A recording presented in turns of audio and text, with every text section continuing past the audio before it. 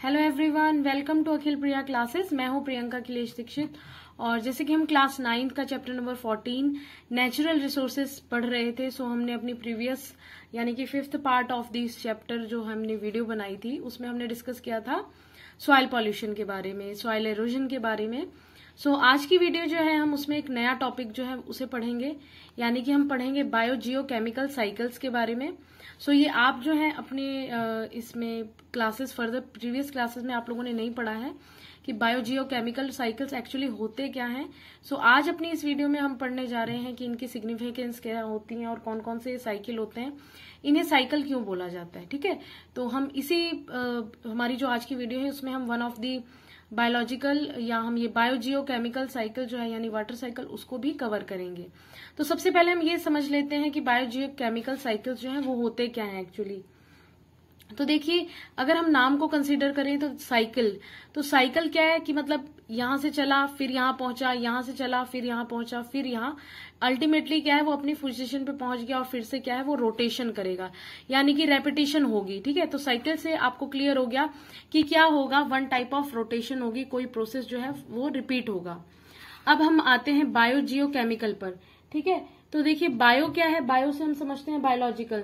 तो बायोलॉजिकल में क्या आ जाएगा, सारे लिविंग ऑर्गेनिजम्स आपके जिनके अंदर क्या है लाइफ होती है। ठीक है, तो सारे लिविंग ऑर्गेनिजम्स जो है बायोलॉजिकल में आ गए। जियोलॉजिकल में आ गई आपकी अर्थ की सरफेस। तो अर्थ की सरफेस पे क्या आपको मिल रहे हैं, नेचुरल रिसोर्सेज जैसे एयर, वाटर, सॉइल। ठीक है, तो उसके बारे में बात हो गई। और केमिकली क्या है, इन सबके बीच में क्या है, इंटरेक्शन, यानी कि इनके बीच की इंटरेक्शन क्या एक साइकिल है जो जहां से स्टार्ट होता है और वहीं से क्या है दोबारा खत्म होता है, फिर अपना स्टार्ट करता है। तो ये साइकिल क्या है, कॉन्टिन्यूअस होता है और फिक्स्ड होता है। तो इन्हीं के बारे में हम पढ़ेंगे। तो देखिए यहां पर भी मैंने लिखा हुआ है कि ये जो टर्म है बायो जियो केमिकल, ये क्या है, कॉन्ट्रैक्शन है एक तरह से, जिसमें हम बायोलॉजिकल, जियोलॉजिकल और chemical aspects of each cycle जो है उनको स्टडी करने जा रहे हैं। सो अगर कोई पूछे आपसे कि डेफिनेशन क्या होता है, तो देखिए डेफिनेशन है इसकी, the flow of chemical elements between living organisms and the environment.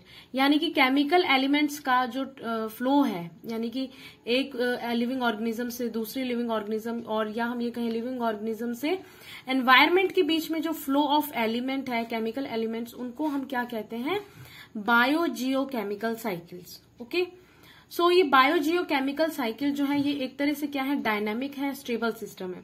अब इसे डायनामिक और स्टेबल सिस्टम क्यों बोला जा रहा है, देखिए क्योंकि ये जो रेशियो होगी, ये जहां से स्टार्ट होते हैं फिर आते हैं, सपोज कर लीजिए ए पे आए, ए से ये फिर बी पे गए, बी से सी पे गए, तो इनकी क्या है रेशियो जो होती है, जो इनका प्रोसेस है वो क्या है एक तरह से फिक्स होता है, स्टेबल होता है। ठीक है, इंटरेक्शन जो होती है इसके बीच में कंसिस्ट होती है transfer of matter and energy.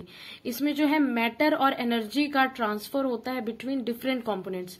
जो डिफरेंट लिविंग ऑर्गेनिजम्स हैं एनवायरनमेंट में, उनके बीच क्या है मैटर और एनर्जी का ट्रांसफर होगा, जो हमारे बायोस्फीयर में एग्जिस्ट करते हैं डिफरेंट कंपोनेंट्स। ओके, सो उनके बीच में क्या इंटरेक्शन होगा, यानी कि बायोलॉजिकल इंटरेक्शन हो रहा है क्योंकि लिविंग ऑर्गेनिजम्स उसको में पार्ट ले रहे हैं।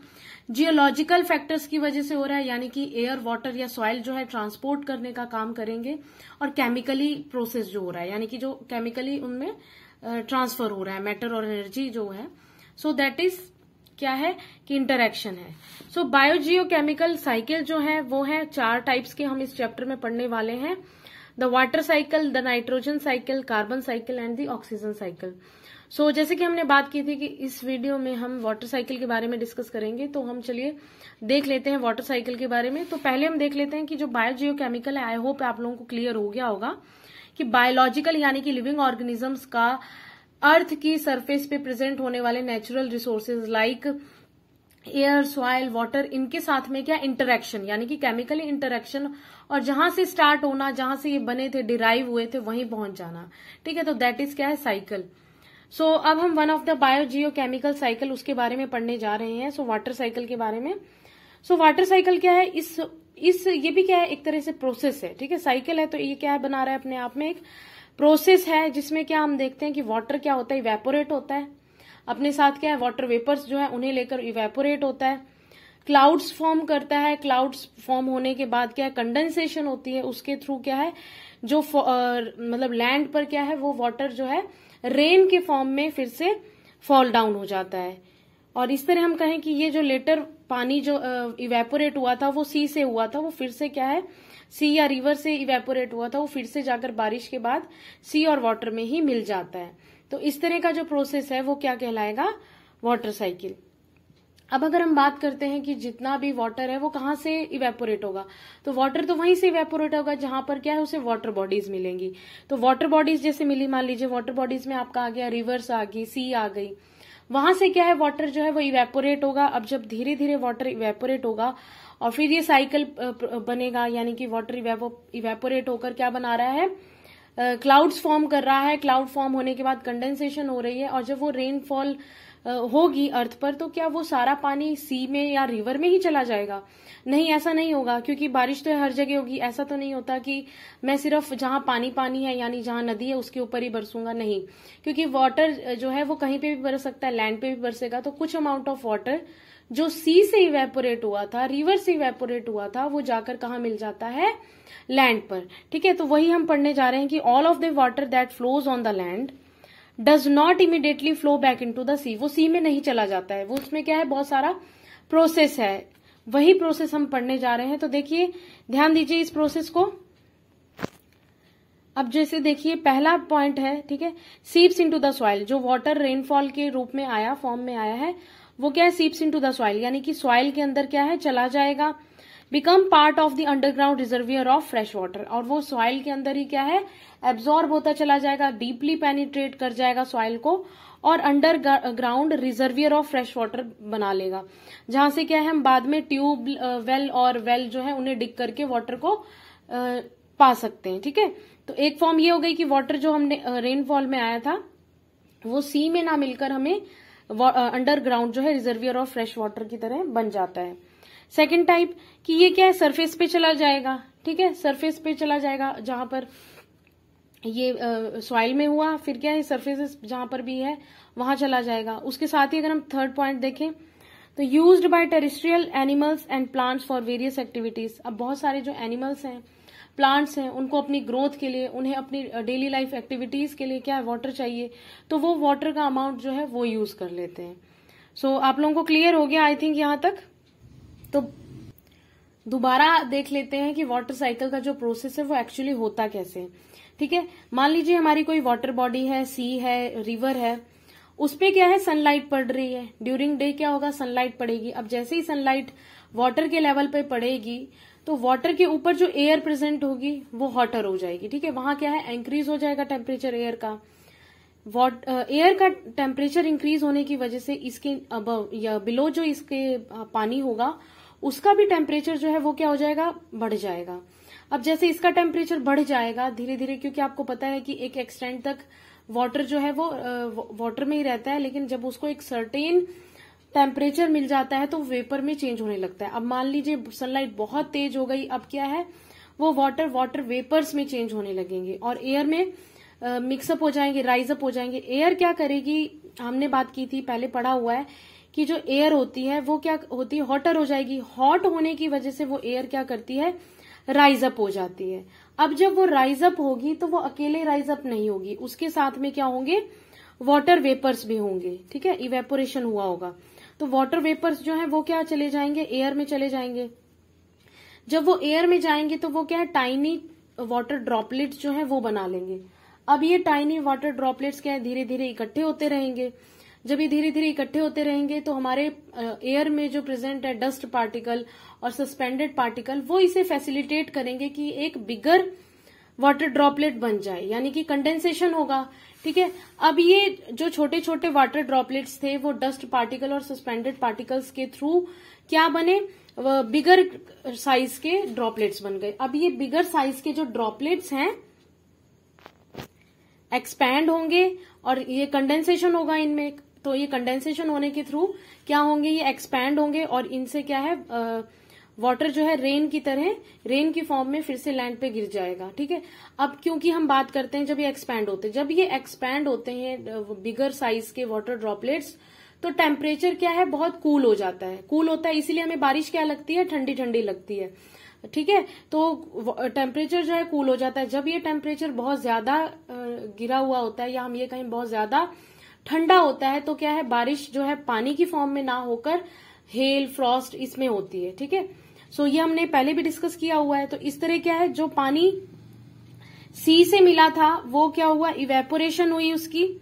यहां पर क्या होगा, इवेपोरेशन होगा। इवेपोरेशन कब होगा, जब सनलाइट जो है सी वाटर पे पड़ेगी, उसके ऊपर की जो एयर है वो क्या हो जाएगी, हीटअप हो जाएगी। जब वो हीटअप होगी तो वो राइज करेगी। अब क्योंकि सरफेस, वाटर सरफेस का जो एयर है उसका टेम्परेचर बढ़ेगा, तो यानी कि वाटर लेवल जो है उसका भी, यहाँ पे जो टॉप लेयर है उसका भी क्या होगा, टेम्परेचर बढ़ेगा। तो कुछ क्या है, वाटर वेपर्स की फॉर्म में एयर के साथ कैरी हो जाएंगे और छोटे छोटे ड्रॉपलेट्स बना लेंगे। ये ड्रॉपलेट्स क्या करेंगे, डस्ट पार्टिकल्स और सस्पेंडेड पार्टिकल्स के साथ में मिलकर फैसिलिटेट करेंगे, बिग ड्रॉपलेट्स बना लेंगे। ये बिग ड्रॉपलेट्स क्या है, फर्दर कंडेंसेशन करेंगे, एक्सपैंड होंगे और रेनफॉल कर देंगे और वापस कहाँ, लैंड पे आ जाएंगे। ठीक है, तो यहाँ क्या होगा, कंडेंसेशन का प्रोसेस हो जाएगा। सो ये था हमारा वाटर साइकिल, जो आप लोगों को क्लियर हो गया होगा कि कैसे जो है पानी सी से मिला, चला, क्लाउड्स बनाए, वो क्लाउड्स क्या है, कंडेंस हुए और वो फिर से क्या है, लैंड पे आ गए। और फिर लैंड में क्या है, कैसे पानी जो है लैंड से सी तक जाएगा, वो अभी हम पढ़ते हैं। सो देखिए, जो वाटर इवेपोरेट हुआ है वाटर बॉडी से, वो सब्सिक्वेंट क्या है, कंडेंसेशन करता है, वाटर वेपर बनाता है और वाटर वेपर बनाने के बाद क्या होता है, फाइनली रेनफॉल हो जाती है। ठीक है, वाटर जो है वो फ्लो करता है। देखिए कहाँ वाटर फ्लो होगा, रिवर्स में होगा, सी में होगा। तो बहुत सारी रिवर्स क्या करती हैं, मिल जाती हैं जाकर समुद्र में। तो वाटर क्या है, फ्लो होता है, तो वो रॉक से फ्लो होता हुआ आता है। हमने अभी जैसे सॉइल पॉल्यूशन पिछली वीडियो में पढ़ा था। सो वहां से क्या है, वाटर की जब फ्लो होता है तो उसके साथ में बहुत सारे जो रॉक्स हैं वो भी क्या है, वाटर के साथ में फ्लो होते आते हैं।